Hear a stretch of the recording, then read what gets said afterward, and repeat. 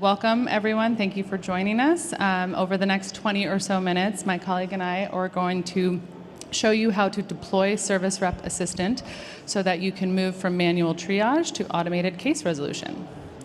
But before we begin, I must remind you that Salesforce is a publicly traded company, so you should base your purchasing decisions on products and services that are generally available.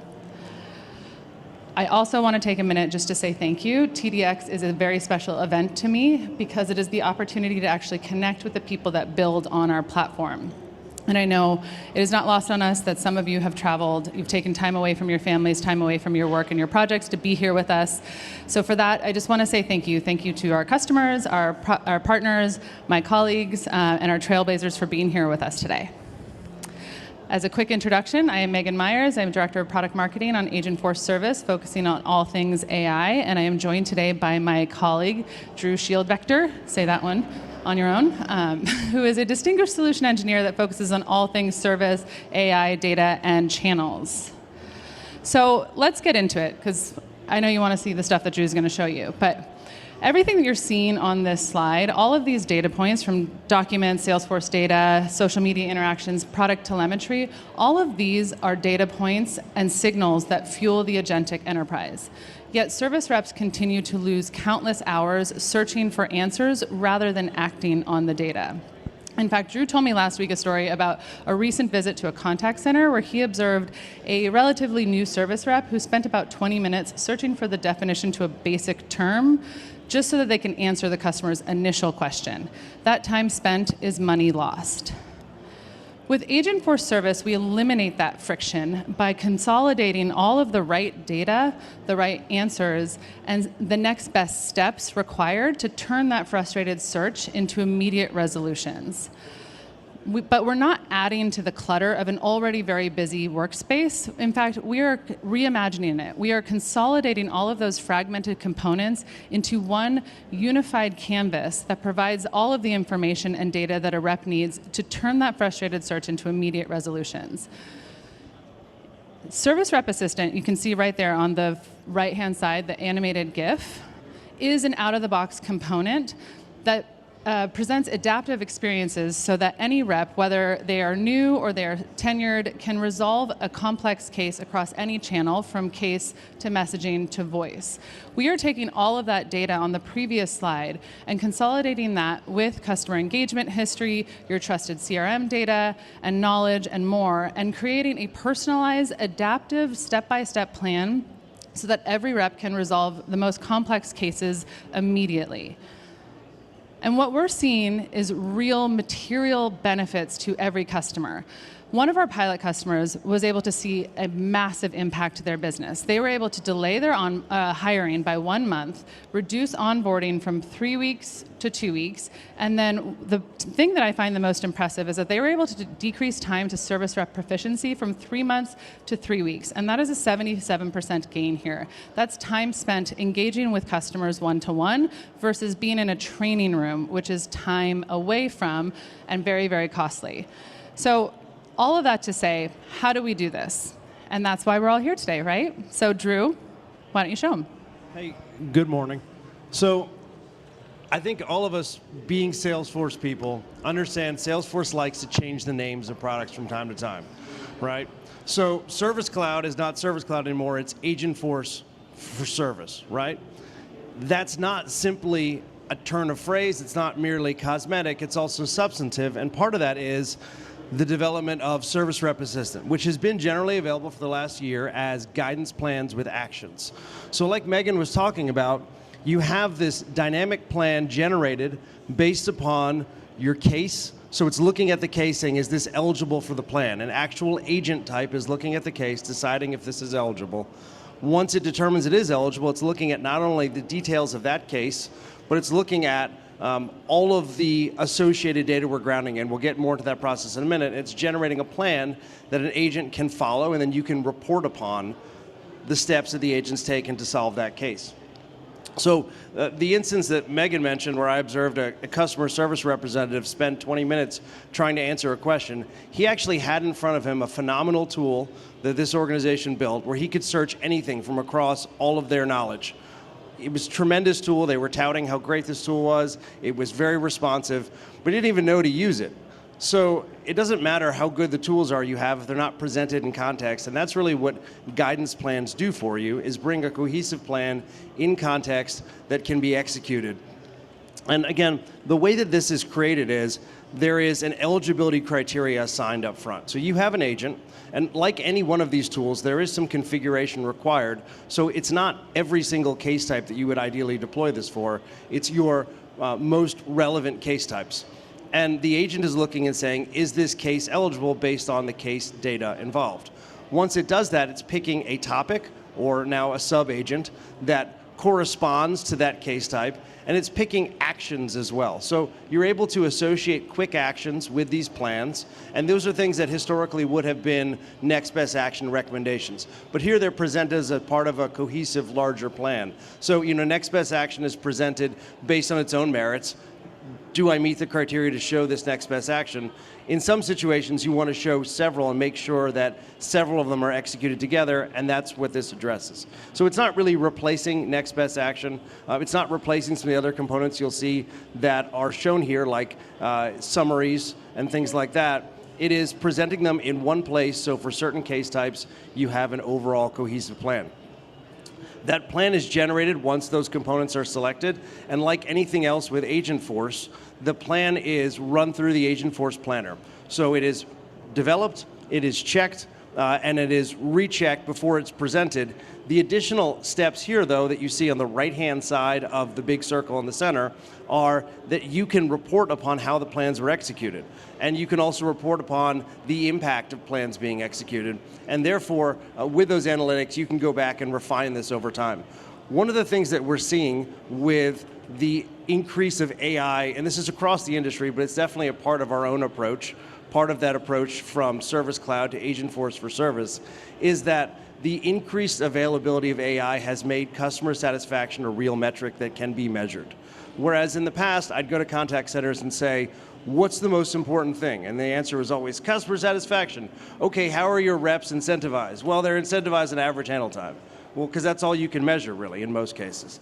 So here, we're not saying average handle time and other efficiency metrics are not important, but in addition to those, you can use the plan to make sure that you are actually executing in a way that increases first call resolution and customer satisfaction. So I've got a couple short demos here to show you what this looks like. We're going to walk through first the guidance plans with actions, and this will cover the actual experience and then a very little bit of the setup. And I'm going to talk about some of the setup considerations for you going forward. But what we can see here is we have an email to case. There is certain detail included here in the case fields, and based upon that, the service rep assistant is generating a plan. So we're going through all the steps we showed before. We're looking at the case details, we're looking at knowledge articles, we're looking at sub-agents / topics, we're looking at previously closed cases, and we are generating a plan based on all those things that includes actions that can be selected from that one component. Again, these traditionally could have been next best actions, but here they're presented as a part of a larger reportable plan. And this larger reportable plan becomes the basis for some of the gains that Megan was talking about a minute ago in terms of service rep speed to proficiency, but then also first call resolution, making sure you're getting all the best practice steps completed as you resolve that case type. So the actions themselves is something I want to spend half a second talking about here, because in these actions, which can do a variety of different things, basically like next best actions, they're flow quick actions, you have instructions for them also. Since this is an agent, you have two different things that are sort of competing for the agent's attention. One is the topic or the sub-agent, and the other is the quick actions themselves. This is the art and science of deploying Service Rep Assistant. I've learned from my own experience, building it out and testing it on my own, is that there are instructions you include on the quick action, and there are instructions that you include in the topic or sub-agent. You really need to strike a balance between those so that the agent doesn't become burdened by a lot of information. Just like us, or like a human looking at this source of information, an agent can really get bogged down if you give it too much instruction, right? So you really need to strike a balance of efficiency between what is the topic, how can it identify that correct topic or subagent, and then how is it identifying when to use those quick actions. And so instructions in the quick actions themselves, I find, are the most efficient way to do that, rather than trying to put instructions in the topic or subagent. I'm going to stop saying topic or subagent and just say topic. I think we all know the name is changing.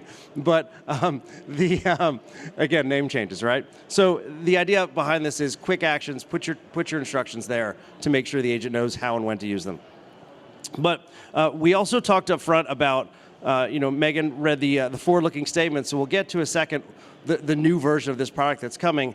I do want to talk briefly about the insights, though. You can see with these insights not only, hey, did I check all the steps of the plans? You can see how many cases actually had plans if the plans were completed, and you can then compare the success of cases with plans versus cases without plans. So this becomes an effective metric. I think that the interesting thing about this, I've worked doing a lot of deployment of different CRMs over the years. One of the things that I appreciate with Salesforce is the ability to measure the impact of what you're doing and make decisions about how you should do things in the future. So here, you can actually see the impact of Service Rep Assistant. You can see the impact of your specific plans on the larger efficiency and value metrics in your contact center, and make decisions about how to refine or expand your plans based upon those. There are some features included in this to include notably the ability to have additional languages. When this was first released, generally available, it was only in English. We're now up to 9 languages that will continue to grow. This is tied directly to the languages available to Prompt Builder. So that's the limitation of it, but we expect that when you deploy this, you're deploying it in your org's standard language. So it's not like you're going to have different language versions of this in its current state. You're going to have one for your org. It's not translating based on the specific language of the rep who's using it. Getting into the next version of this, and this is exciting. When I started working in software, someone told me software is never cool, so I'm not going to say it's cool, but I'm going to say that it is exciting in terms of the value it brings, really. And that is the dynamic service rep assistant. So this is, I'm having a conversation and I'm getting turn-by-turn guidance on my plan based on how the conversation is unfolding, or I'm in a static record, like a case, and I'm getting turn-by-turn guidance rather than expecting me to check off a list of things where I could potentially skip them, which I think actually has value for a more senior agent, perhaps, to choose which steps they're going to execute. You can feed that agent individual steps one after another, and there are certain other benefits to this we'll get into, but the basic difference is that this is dynamically generated turn by turn as opposed to generating an overall plan to be executed. So there is a choice. This isn't a cliff you're jumping off. We're not getting rid of guidance plans.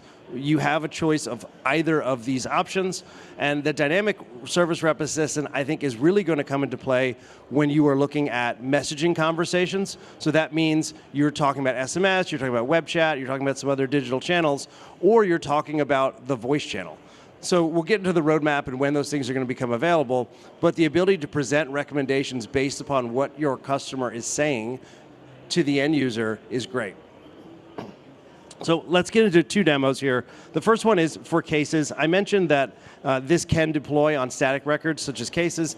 The idea for this really is they want to get it, the product management team, wants to get this live for messaging, and then for voice, and then for every other record type. So if we're using custom record types, then that is something you could apply this also to that in the future. But the way that the dynamic plan works, if you look on the right-hand side, you still have the service assistant. It's still generating for you a case summary, but now you have individual steps, and those steps include entity extraction. So in this case, I don't have to type the person's name in like I would with a flow. It's pulling that name directly from the case records, or it's pulling that name directly from the conversation, as we'll see in a minute, and I'm going through and executing those steps one after another, being fed the information. So I'm going to move on from the case side of this demo onto the messaging side, because I think that's more exciting, really. But the idea here of the turn-by-turn, I think, really shines here on the messaging record, where you can see in the course of a conversation that as the customer is saying something, the customer service representative is able to respond to that using tools that exist today. So things like service replies, things like knowledge recommendations are actually bundled into this component in this case. to, again, they're not being replaced, but you can deploy them in a cohesive way in this component. And you're able to have a very responsive conversation with things being populated. I can't tell you how many of my customers I'm working with now to get involved. Either at this point they're in the pilot for this, but before the pilot we were trying to build something like this together. We were using Prompt Builder, we were using agents, we were using Lightning Web Components to generate something like this, but here it is out of the box, looking at what's happening inside the transcript, pulling that entity extraction out. So you type your email, it pulls your email into the action for the agent to execute on the right hand side, and creates a tremendous amount of efficiency. Beyond purely the efficiency, this also really supports a great customer experience because it's very efficient, it's very centralized along best practices, and this is something that is not adding additional steps for you in terms of deployment. So I've built this out, I've built out the pilot version of this. The setup is not redundant. The setup is, there is service rep assistant setup, and then there is setup for everything you would have set up already in the first place. So you're not setting up service replies in Service Rep Assistant, you're setting up service replies and you're setting up Service Rep Assistant, and it's leveraging your existing setup. So there's a good deal of efficiency in terms of the setup for this feature, and it creates a lot of value. But also additionally, one of the things I've not liked about our employee agent product in the context of customer service is customer service agents don't really have time to chat with an employee agent in the console. We're not expecting customer service agents to be sitting there and having a conversation with Agentforce while they're trying to talk to a customer. And so the ability to interact with the Service Rep Assistant, but also ask questions of it if it comes up, when you might typically have asked perhaps a supervisor via Slack, for example, in the contact center, I think does add value because we're saving so much time. It creates space to be able to do that for the customer service representative. I'm going to talk about some of the features that are included in this. I think I've hit most of these already, but essentially in this adaptive experience where we are reacting to a live record in a dynamic way, you have the AI summarization. So again, summarization exists, but you can put it inside of the Service Rep Assistant.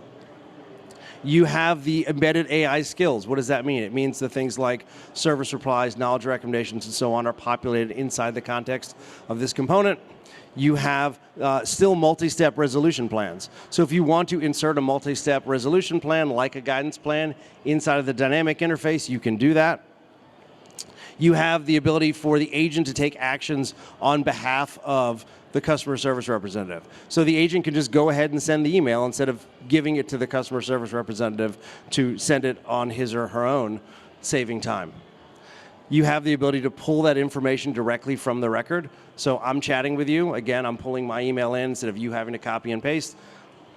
And it is aware of what's going on, so if you want to interact with it and you do have the time to ask questions of it, you can ask questions to someone who knows what you're talking about. You're starting with a basis of context. You're not just asking Agentforce a question out of the blue. So the exciting part for everybody all the time, roadmap, what's coming. Guidance plans came out in winter, right? So they've been live. People have been having benefits, some of which Megan highlighted earlier on. The dynamic plans are in pilot now. So I've got several customers who are in the pilot now for dynamic plans on messaging specifically. Dynamic plans for cases also have been in pilot.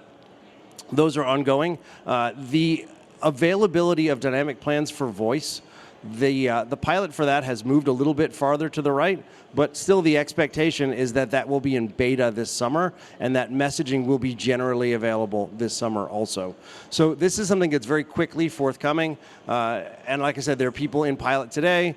There are successes and failures in every pilot, right? But we're making a lot of progress on this getting ready. And I think my 2 cents from observing this, it should hit the summer release timeline for the messaging component.